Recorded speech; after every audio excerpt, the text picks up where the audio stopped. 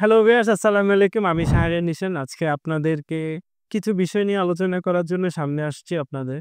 আশা করি এই ভিডিওটি আপনাদের জন্য অনেকটাই হেল্পফুল হবে। ভিডিওটি মূলত হচ্ছে ট্রাভেল হিস্ট্রি। ট্রাভেল হিস্ট্রি না থাকার কারণে আমরা প্রতিনিয়ত ফার্স্ট ওয়ার্ল্ড কান্ট্রি গুলোতে যখন ভিজিট করতে যাই অনেক বেশি ইমিগ্রেশনের প্রবলেম ফেস করি এবং হচ্ছে কারো অনেকজনেরই অনেক ধরনের স্বপ্ন থাকে। যে আমরা একটা উন্নত রাষ্ট্রেতে ভ্রমণ করব, ওদের কালচার দেখব, ওরা কিভাবে ব্যবসা-বাণিজ্য করে এটা দেখব, ওরা কেন মন মানসিকতায় সবকিছু দিয়ে উন্নত এবং ওদের যে পরিবেশ, প্রকৃতি এগুলোও আমরা উপভোগ করব।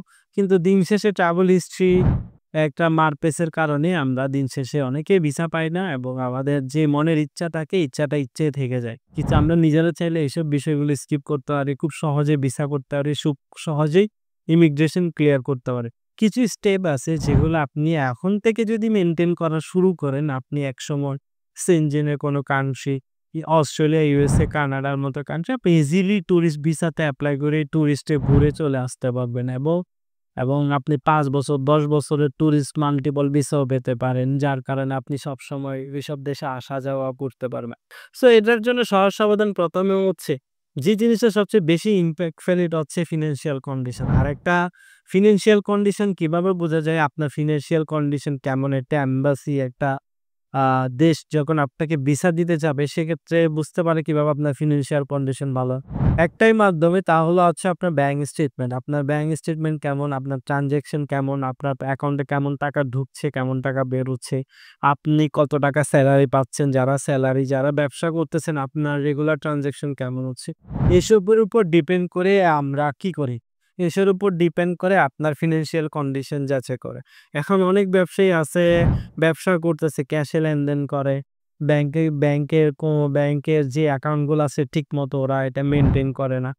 কারণ ক্যাশ টাকাতে আমরা এখনোই বিশ্বাসী অনেক বেশি। সো যার কারণে আপনি যতই বড় টাকাওয়ালা হোন না কেন, আপনার কিন্তু ফিন্যান্সিয়াল কন্ডিশন আপনি কিন্তু কোনো একটা এম্বাসিকে বুঝাইতে পারবেন না without any bank statement.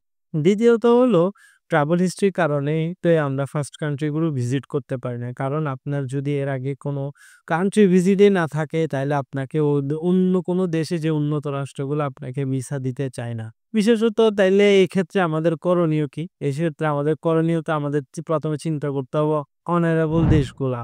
Honourable এর মধ্যে ভিসা পাওয়া যায় খুব সহজে কোন দেশগুলা? কোন দেশগুলা সহজে ইমিগ্রেশন ফেস করা যায়? যেমন কি রিসেন্টলি আমরা একটা বিষয় ছোট করেও এড করি। মালয়েশিয়ার টুরিস্ট ভিসা খুব গণহারে দিয়েছে গত মাসে আমরা দেখেছি। ফেক ডকুমেন্টস, নরমাল ডকুমেন্টস, কোনো ভিজিট নাই। আপনি এপ্লাই করলেই মালয়েশিয়ার ভিসা পেয়ে গেছেন। কিন্তু দিন শেষে যখন আপনি ইমিগ্রেশন ফেস করতে গেছেন, আপনার হয়রানি হয়েছে, অফ-রোড খেয়েছেন, মালয়েশিয়া ভিজিট করতে পারেন নাই। বিশেষত যারা ফ্রেশ পাসপোর্ট ছিল কেউ মোটামুটি 80 তে 90% কেউ আপনার ইমিগ্রেশন ক্রস করতে পারে নাই। সো অনারেবল দেশগুলো আপনার চিন্তা করতে গেলে ১ম এ নেপাল আছে, মালদ্বীপ আছে, শ্রীলঙ্কা আছে। আমাদের আশেপাশে কম খরচেই কিন্তু এই ৩ টি দেশ কিন্তু খুব চমৎকার। একটা টুরিস্ট ডেস্টিনেশন হিসেবে এই ৩ টি দেশ খুবই চমৎকার। আপনি ১ম এ নেপাল যান, কম খরচে ঘুরে চলে আসেন। এবং এরপরেরটা আপনি শ্রীলঙ্কা প্ল্যান করেন এবং ঘুরে চলে আসেন। এবার পরেরটা মালদ্বীপ প্ল্যান করেন। তাহলে আপনার পাসপোর্টে যখন ৩ টা কান্ট্রির যে ইমিগ্রেশনে যখন ছিল, এইসব দেশে কাউকে কিন্তু অফলোড করা নাই। এসব দেশে যাওয়ার ক্ষেত্রে কারো কোনো ফিন্যান্সিয়াল ডকুমেন্টস না থাকলে, কোনো ডকুমেন্টস না থাকলেও কোনো দেশ খুব কমই আছে ইমিগ্রেশনে আটকায়। যদি আপনার মনের মধ্যে আপনার অ্যাপিয়ারেন্স যদি ঠিক না থাকে, আমরা সবসময় একটা কথা বলি ইমিগ্রেশনের ক্ষেত্রে ইমিগ্রেশনের সময় আপনার হচ্ছে হাব-ভাব যেমন আপনার অ্যাপিয়ারেন্স সবকিছু ঠিক থাকতে হবে। আর নাহলে এক্ষেত্রে আপনি এছাড়া ইমিগ্রেশন আপনি ক্লিয়ার করতে পারবেন না। কিন্তু আমরা ১ম এ চিন্তা করি আমি চায়না যাবো, আমরা মালয়েশিয়া যাবো, আমরা হচ্ছে ১ম এ যেতে চান থাইল্যান্ডে। তারা আসে রিফিউজাল আসার পর অনেক সময় বিএল খান যার কারণে অন্য কান্ট্রি গুলোতে পরবর্তী ভিসার জন্য ইমিগ্রেশনের জন্য সবাই সো এইজন্যই মূলত আজকে ভিডিওটা হলো ট্রাভেল হিস্ট্রি কতটা ইম্পোর্টেন্ট। প্রথমত আমাদের চিন্তা করতে হবে আমার ফিন্যান্সিয়াল ডকুমেন্টসটা আমি কিভাবে আপগ্রেড করব এবং হচ্ছে আমি কিভাবে আমার ট্রাভেল হিস্ট্রিটা যেসব অনারেবল কান্ট্রি গুলো আছে, অনারেবল কান্ট্রি গুলো নেপালের ভিসা ৳৫০০ মাত্র। শ্রীলঙ্কার ভিসার $25 মতো খরচ পড়ে মাত্র ৩,০০০ সাড়ে ৩,০০০ টাকার মতো। আর হচ্ছে মালদ্বীপও same honourable visa air ticket কাটলে ভিসা অল্প টাকা। সো এগুলো খুব কম সহজে কম টাকায় সহজে ভ্রমণ করা সহজ। সো এইসব দেশগুলো আগে ভ্রমণ করেন। আমার পক্ষ থেকে এটা সাজেশন থাকবে।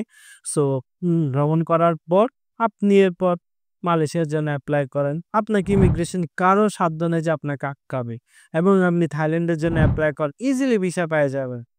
এই যে আমরা দেখি ৳১,০০,০০০ দিয়ে থাইল্যান্ডের ভিসা করেন। ভাই ৳১,০০,০০০ দিয়ে আপনি ৩ টা দেশ কভার করে চলে আসতে পারবেন। তারপর ৳৫,০০০ দিয়ে জমা দেন। সাথে, সাথে আপনার থাইল্যান্ডের ভিসা। তারপর হচ্ছে আপনি থাইল্যান্ড, মালয়েশিয়া, সিঙ্গাপুর ঘোরার পর আপনি ৭, ৬, ৭ টা যখন হয়ে গেছে, আপনি এবার সেনজেনের জন্য দেন। আপনার ফিন্যান্সিয়াল ডকুমেন্ট এতদিনে আপনি যেটা রেডি করতেছেন এটা একটা হিউজ অ্যামাউন্ট হয়ে গেছে। সো এইটা দিয়ে আপনি দিয়ে সেনজেনে দাঁড়ালে সেনজেনের ভিসা খুব সহজেই পেয়ে যাবেন। এরপর আপনি সেনজেনের পাওয়ার পর আপনি ইউএস এর জন্য ট্রাই করেন, কানাডার জন্য ট্রাই করেন। ইজিলি ভিসা পেয়ে যাবেন। আপনি দু পৃথিবীর যেকোনো রাষ্ট্রে এখন যাওয়ার জন্য আপনি খুব সহজে যেকোনো রাষ্ট্রে আপনি ট্যুর করতে পারবেন এবং সহজেই ভিসা পেয়ে যাবেন। এবার এখানে আরেকটা কথা, যদি কোনো রাষ্ট্রে আপনি কোনো রকম অকারেন্স বা কোনো ক্রাইম না করেন। সো ট্রাভেল হিস্ট্রি অনেক ইম্পোর্টেন্ট। সরাসরি আমাদের কাছে অনেকেই আসে, ভাই ৳৫,০০,০০০ দিব, আমাকে সেনজেনের ভিসা করে দেন। ৳৬,০০,০০০ দিব, আমাকে ইউএস এর ভিসা করে দেন। ভাই ৳৫,০০,০০০-৬,০০,০০০ আমাদেরকে না দিয়ে আপনি আস্তে, আস্তে আপনার ট্রাভেল হিস্ট্রি গুলো মেক করা শুরু করেন। আপনি অনারেবল শুরু করেন। অনারেবল থেকে তারপর হচ্ছে 2nd কান্ট্রি গুলো শুরু করেন। তারপর আস্তে, আস্তে 1st কান্ট্রির দিকে যান। এভাবে ভাইয়া টুরিস্ট ভিসা গুলো এপ্লাই করলে কাউকে কখনো কোনো দালালের খপ্পরে পড়তে হয় না। কোনো টাকা অতিরিক্তও যায় না। সো ভিউয়ার্স, আশা করি অনেক কিছুই বুঝাইতে পেরেছি। হয়তোবা অনেকেই আপনারা বুঝতে পেরেছেন, হয়তো বুঝতে না পারলে আমাদের অবশ্যই কমেন্ট সেকশনে জানাইয়েন কোনো কোয়েশ্চেন থাকলে এ বিষয়ে। সো আমাদের চ্যানেলটি সাবস্ক্রাইব করবেন। আসসালামু আলাইকুম।